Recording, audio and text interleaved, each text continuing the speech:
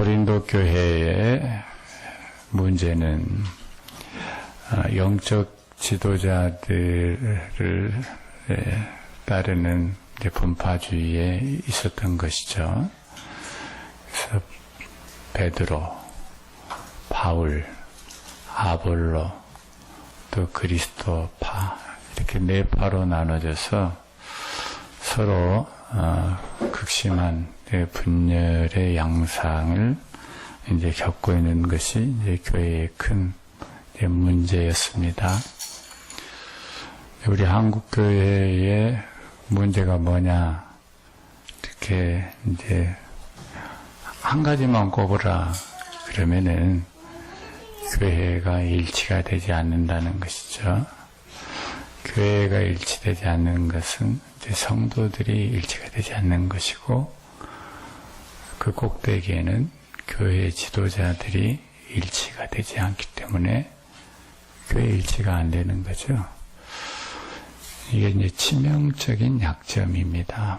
한국 교회 그러면은 분열, 이 다반사로 이루어져 있습니다.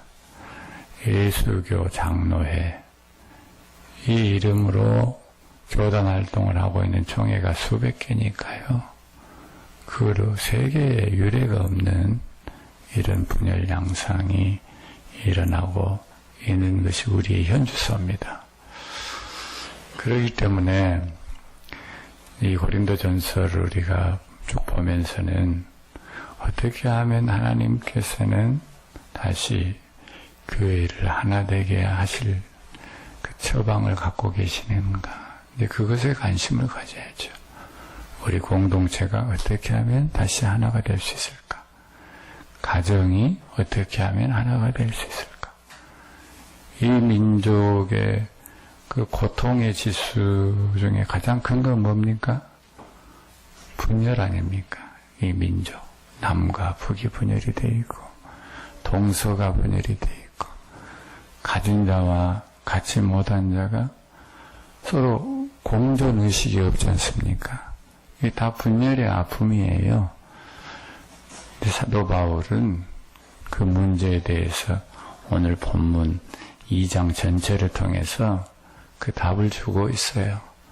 분명한 현실인식과 그것에 대한 성경적인 처방이 무엇인지 기대를 가지고 오늘 이 본문 내용을 쭉, 제가 특별히 새로운 말씀을 드릴 게 없어요. 이 본문의 뜻을 잠깐 드러내주기만 해도 이치가 이렇구나, 충분히 공감할 수 있는 그런 내용입니다. 자, 1절에 보시겠습니다. 형제들아, 내가 너희에게 나아가 하나님의 증거를 전할 때 말과 지혜의 아름다운 것으로 아니하였나니. 하나님의 증거를 전할 때 말과 지혜, 보통 달변에다가 머리가 이렇게 좋고 이런 사람들이 스피치 능력이 뛰어나서 뭔가 자기가 생각하고 있는 것을 전해서 사람들을 설득하고 그러지 않습니까? 그런데 그런 방식으로 자신을 하지 않았다는 거예요.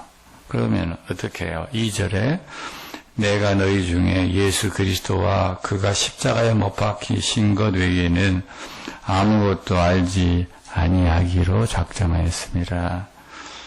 그러니까 말과 지혜의 아름다운 것으로 한 게 아니라 예수 그리스도, 그리고 그분이 십자가에 못 박히셨다고 하는 그 진리만을 드러내려고 했다는 거죠. 현란한 수사학이나 또는 문학 작품을 이용한다거나 또는 역사 이야기를 거창하게 끄집어낸다거나 또는 그때 당시에 이제 헬라 철학이 이 사람들의 그 고급 지성의 대표적인 그런 대세를 이뤘지 않습니까? 그런 것을 동원한다거나 그런 게 아니었다는 거죠. 오직 예수 그리스도, 그분은 십자가에 죽으셨고 부활하셨다. 이것으로만 너희들에게 내가 복음을 증거했다. 이렇게 이야기를 하고 있습니다. 3절에 보십시오. 내가 너희의 가운데 거할 때에 약하고 두려워하고 심히 떨었노라. 아니, 지도자가 왜 이렇게 해야 됩니까? 더 당당하고, 더 어떻게 보면은 모든 것을 이끌어가는 그런 지도적인 입장에 있는 사람은 사람들을 더 두렵게 하고 떨게 해야 되는데 본인이 두려워하고 떨었다. 그렇게 말하고 있어요. 그 이유를 그 다음 절이 설명해 주고 있습니다. 내 말과 내 전도함이 설득력 있는 지혜의 말로 하지 아니하고 다만 성령의 나타나심과 능력으로 하여 너희 믿음이 사람의 지혜에 있지 아니하고 다만 하나님의 능력에 있게 하려 하였노라. 할렐루야. 자신이 하나님의 능력, 즉 성령이 역사하는 일에 도구로 쓰임받는 것에 모든 관심을 가졌다는 거죠. 혹시 자신이 영적으로나 육적으로 관리를 잘못해서 하나님의 그 뜻과 하나님의 능력이 제대로 드러내지지 못한다면은 그것은 사역자로서 영적인 지도자로서 가장 큰 죄를 짓는 것이다. 이렇게 생각을 했기 때문에 양들이나 다른 사람들에 대한 경계보다도 자기가 자기 자신에 대한 경계를 게을리하지 않았다. 네, 이 말씀이죠. 내가 심히 약하고 두려워하며 떨었다. 이런 표현. 결국은 하나님의 일에는 성령의 역사하심이 있는데 성령의 역사하심은 하나님 앞에 자신의 양심이나 윤리나 또는 영성이나 전반적인 전인적인 관점에서 흠이 없을 때 하나님이 마음껏 일하시지 않겠습니까? 그런 점에 있어서 바울은 자기 자신을 늘 채찍하고 가장 무서운 적은 자기 자신이죠. 사실은 자신과의 싸움에서 무너지면은 다 무너지는 것이죠. 또 하나님보다 더 사실은 자기가 알게 모르게 숭배하고 우상으로 섬기는 신이 있어요. 그 신이 자신이에요. 아시겠어요? 자신. 자신의 힘으로 말하고 자신의 지혜로 뭔가 요령을 부려서 하려고 하고 자신의 능력을 가지고 뭔가 목적을 이루려고 하는 것은 하나님의 방식과는 거리가 멀다는 거죠. 원래 사도 바울은 그런 면에 있어서 준비된 사람이었죠. 당대의 석학이었으니까요. 또 바리새인 중에 바리새인 아니었습니까? 예술 명함이 많습니다. 그런데 다메섹에서 부활하신 예수님 만난 뒤에 이걸 다 뭘로 여기게 됐어요? 배설물로 여기게 됐어요. 배설물로. 배설물은 뭐예요? 내 몸에 모든 것이 다 소화가 되어지고 빠져나가야만 내가 살 수 있는 것 아니겠어요? 예수 안에서 모든 경험과 지식과 여러분들의 이 가치를 배설물로 다 흘려보낼 수 있기를 바랍니다. 예수 안에서 다 흘려보내는 거예요.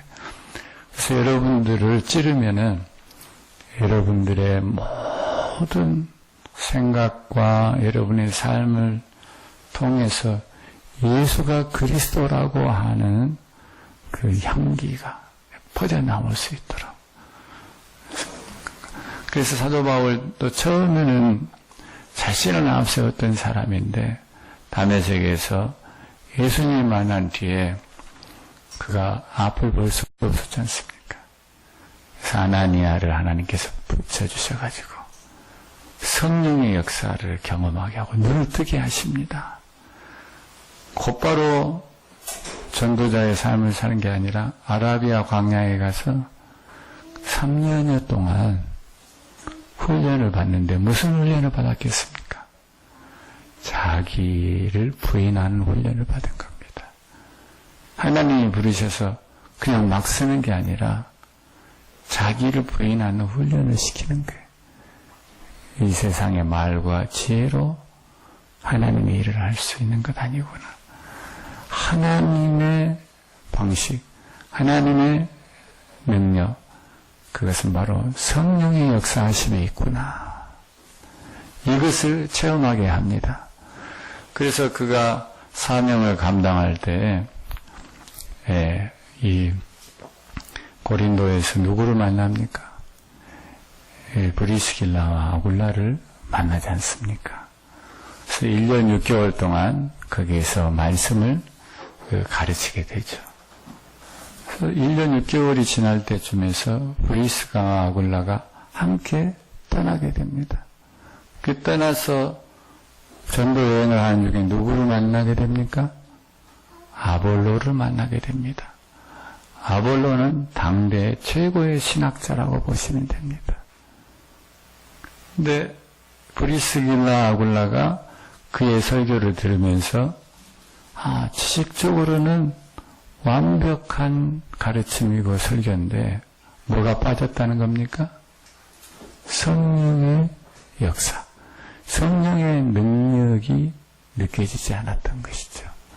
성령이 역사하시는 것에 대해서 강조하지 않았던 거죠. 그래서 아볼로를 부릅니다. 평신도가 신학자로 부른 거예요. 그래서 당신 참 지식적으로는 완전한 설교를 하시는데 성령이 역사하시는 것에 대한 그 기대라 그럴까? 그 현장에 나타나는 능력은 아쉽습니다. 결국은 예수님께서 하나님 아버지께 가셔서 우리에게 보내주시기로 약속한 것이 무엇입니까? 바로 성령 하나님을 보내주시겠다 약속해 주셨거든요. 그 성령 하나님께서 하나님의 일을 드러내시는 거죠. 그 하나님의 일의 핵심이 뭐냐? 예수가 그리스도라고 하는 바로 그것이죠. 성령께서 그 역사를 하실 수 있도록 자기는 자기 모든 것을 비우는 일만 하면 성령이 그 일을 행하신다는 것은 바울은 알았던 거죠. 그래서 성령 외의 것이 자기를 지배할까봐 약하고 두려워하는, 그래서 심히 떠는 그런 마음으로 주의 사명을 감당했었노라고 고린도 교회 교인들에게 지금 자신을 변호하고 있는 겁니다. 그 뒤에 그 내용들이 이렇게 쭉 연결해서 소개가 되고 있습니다. 6절에 보시죠. 그러나 우리가 온전한 자들 중에서는 지혜를 말하노니, 온전한 자라고 하는 것은 장성한 사람, 그러니까 성장한 사람, 이제 교회로 보자면 원로에 해당된 사람들이 말합니다. 그런 사람들 중에는 지혜를 말한다고 그랬어요. 근데 1절에 보면 말과 지혜의 아름다운 것으로 아니했다 그랬는데 여기에서는 지혜를 또 말한다고 했거든요. 근데 그 뒤에 설명을 이어가고 있어요. 이는 이 세상의 지혜가 아니요, 또 이 세상에서 없어질 통치자들의 지혜도 아니요. 이 세상의 지혜와 다르다는 거죠. 이 세상의 지혜와 다르다는 거예요. 그 7절에 오직 은밀한 가운데 있는 하나님의 지혜를 말하는 것으로서, 은밀하다고 표현이 되어 있지만은 이제 신비하다는 뜻이 더 많이 포함이 되어 있죠. 신비한 거예요. 신비. 성삼위 하나님께서 일체가 되신다. 신비인데요. 그것은 사랑 안에서 한 존재가 되는 것이고, 그 사랑의 존재 방식을 예수님을 통하여서 우리에게 당신의 사랑을 확정해 주신 거거든요.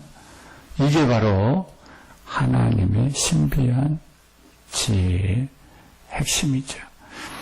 그래서 이 모든 것은 곧 감추어졌던 것인데 하나님이 우리의 영광을 위하여 만세전에 미리 정하신 것이라.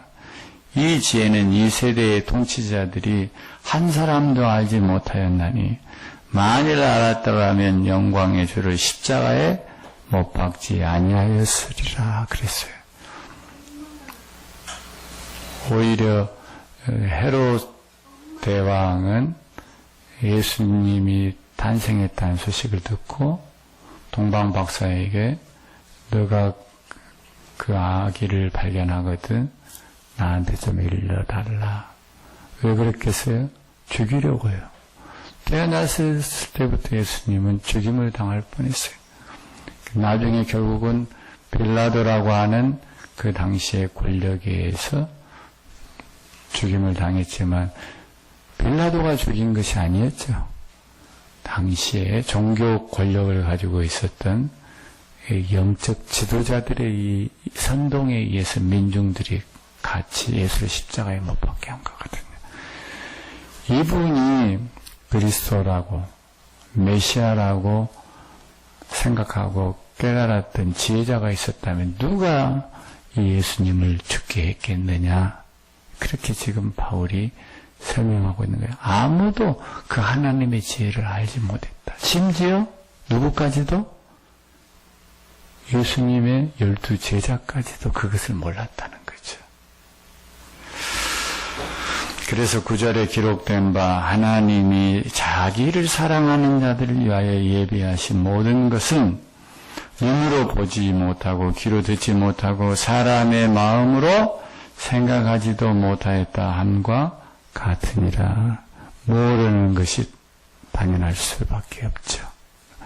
제가 그 자리에 있었어도 몰랐을 것이고 여러분도 다 몰랐어요.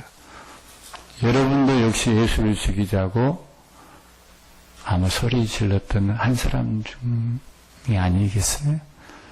우리 다 사실은 예수를 몰랐어요. 예수가 그리스도이신 것을 알 수 있는 지혜가 닫혀 있었어요. 지금 바울은 그걸 이야기를 하는 겁니다. 그래서 10절에 보십시오.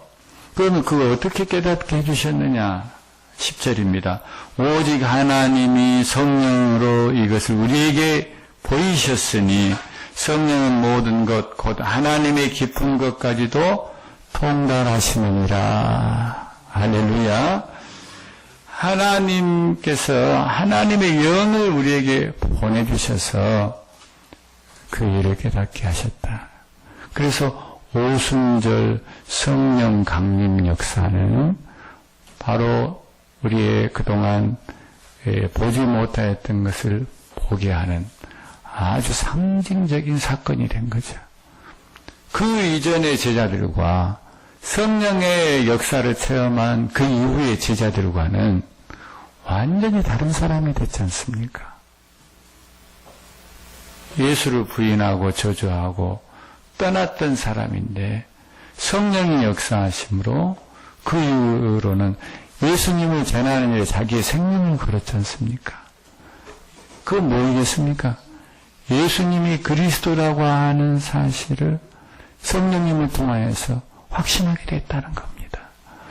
예수님을 우리는 모두 죽였지만은 하나님께서 그를 부활케 하시고 생애 내내 말씀하셨던 예수님의 약속, 아버지께 성령을 받아 너희에게 보내주시겠다고 하는 그 약속을 체험하면서 과연 예수는 그리스도시였구나. 이걸 깨닫게 되었다는 것이죠. 그래서 결국 사도행전은 성령 행전이죠. 성령께서 어떻게 역사하셨니? 바울이 그 성령의 역사에 한복판에 있었기 때문에 성령 사역이 얼마나 중요한 것입니다. 우리 예수를 그리스도로 주로 시인하게 하고 성령의 역사로 말미암아 하나님의 나라의 현저한 능력이 나타나게 하고 성령의 열매로 말미암아 우리의 성품이 하나님의 형상을 회복하게 하고 더 나아가서 성령의 하나 되게 하심을 힘써 지키는 성령의 공동체로서 교회가 그 본질을 놓쳐서는 안 된다 하는 것을 강조하고 있는 것입니다. 그러니까 성령의 역사가 소멸이 되면은 교회가 분열이 되는 것이고 가정도 이 사회도 개인도 성령의 역사에서 떠나면 하나님의 간섭에서 벗어나 버리는 거예요. 하나님의 나라의 현존은 다 성령의 역사로 말미암는 것이다. 믿으십니까? 그래서 우리가 성령 하나님을 늘 모시고 그분과 동행하고 그분의 자문을 받고 그분의 코치를 받고 그분이 앞서서 역사하시는 것을 귀 기울이고 그분의 인도하심에 순종하는 삶을 살 수 있기를 바랍니다. 여기에 그런 내용이 계속 나와요. 하나님께서 보내주신 성령은 하나님의 깊은 것까지도 통달하시느니라 그랬어요. 성령 하나님은 가장 중요한 일을 하는데 무슨 일을 하느냐? 하나님 아버지의 가장 깊은 것을 우리에게 깨우쳐 주시고 하나님 아버지와 한 마음 한 뜻을 이루게 하시는 일이 성령 하나님이 하시는 일 중에 가장 중요한 일이라는 거예요. 결국은 하나님의 영, 하나님의 영은 하나님의 마음입니다. 하나님의 가치입니다. 여러분, 제가 예를 들어서 저의 이제 신복이 있다, 오른팔이 있다. 그러면은 그런 사람은 어떤 사람입니까?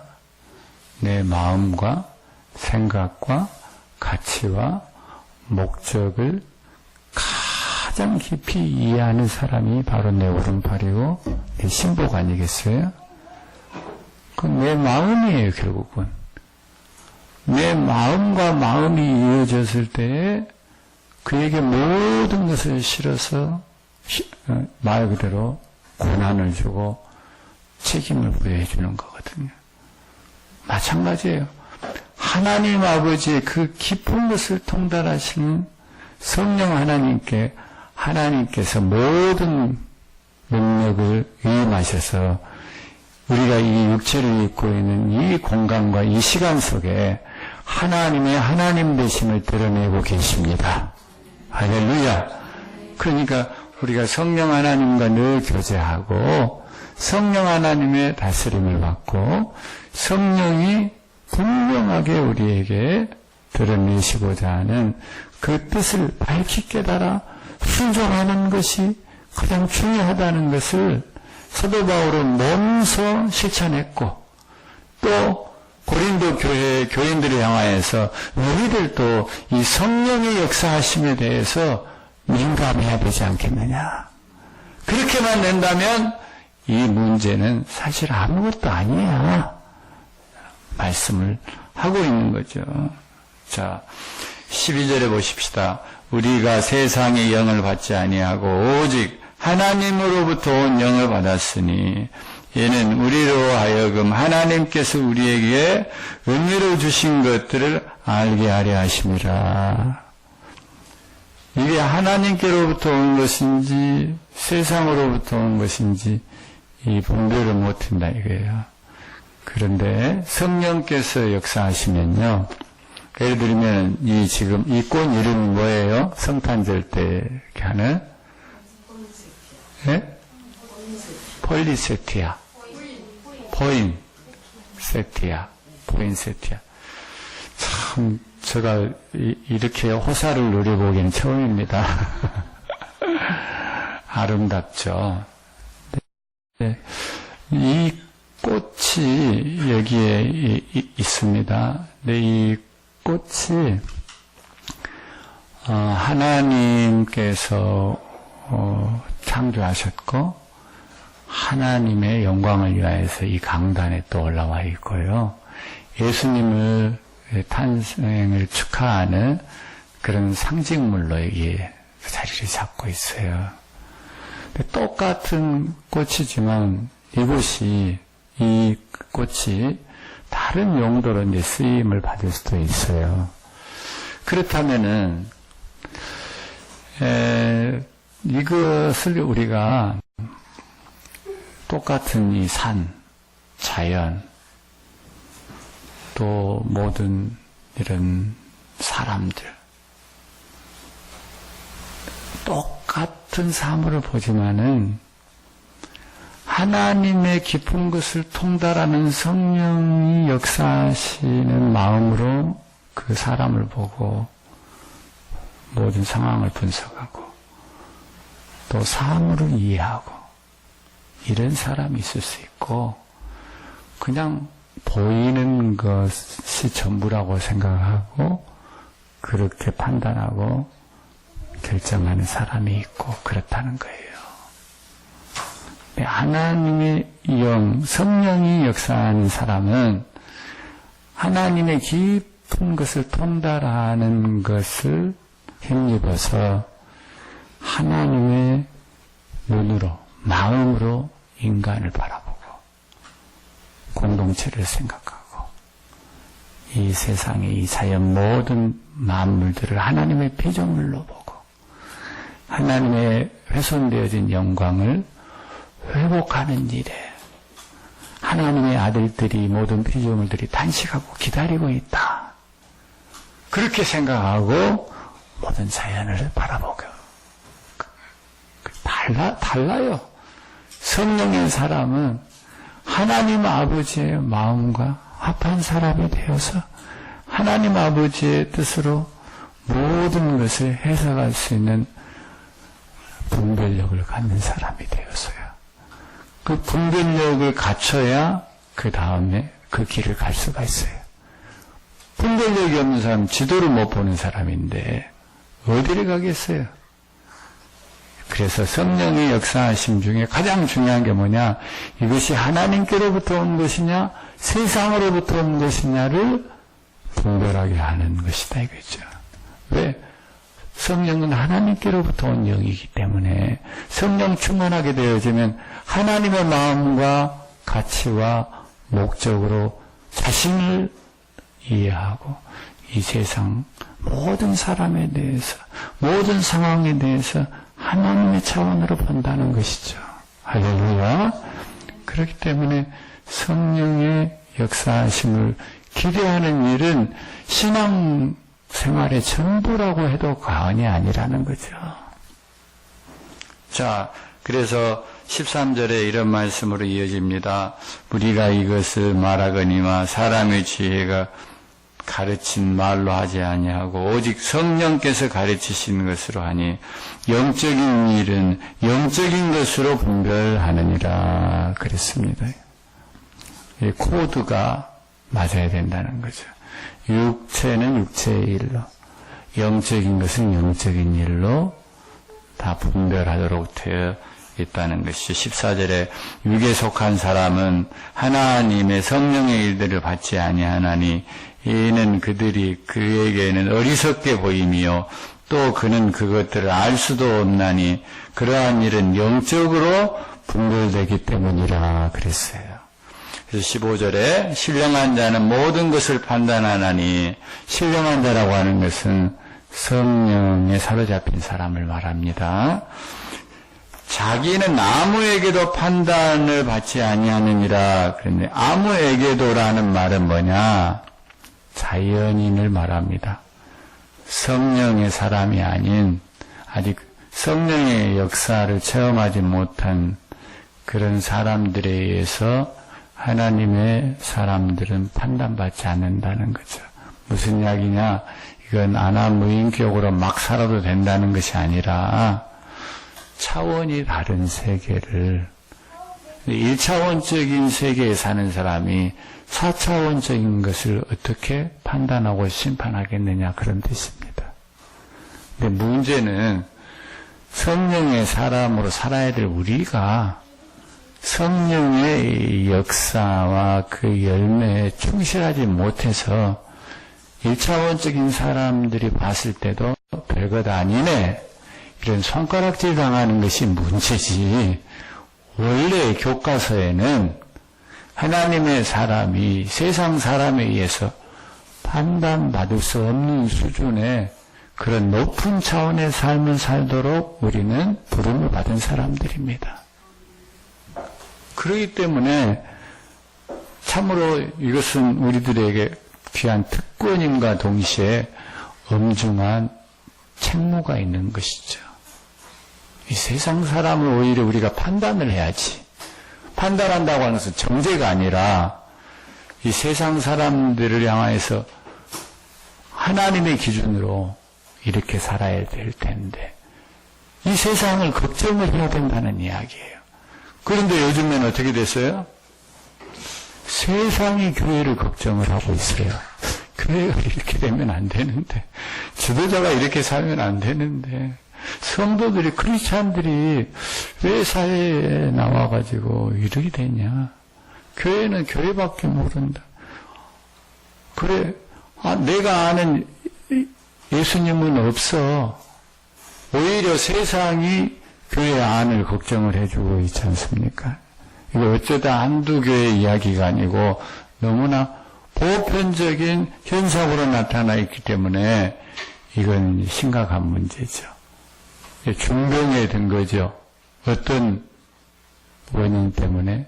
결국 성령의 역사하심에 민감하지 못하기 때문에 하나님의 마음과 하나님의 뜻이 그 교회 안에서 자연스럽게 드러나지 않기 때문에 이 중병이 든 거예요.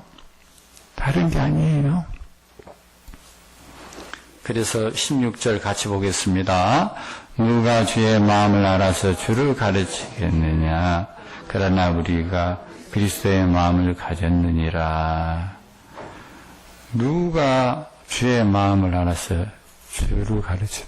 이 세상의 사람은 세상의 말과 지혜로는 아무도 가르칠 사람이 없어요. 그런데 우리가 그리스도의 마음을 가졌느니라. 이건 바로 성령님을 통하여서 하나님 아버지의 마음을 다 이해하고 이렇게 전달하는데, 그리스도의 마음은 예수님이 스스로 말하기를 나는 온유하고 겸손하니 와서 내게 배우라 그랬거든요. 내 멍에를 함께 치라고 그랬거든요.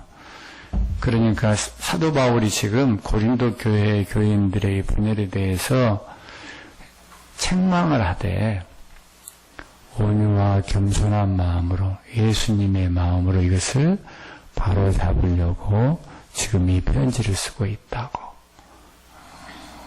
설명을 하고 있습니다. 자, 오늘 이 본문을 통하여서 우리에게 주시는 메시지는 명약관화하죠.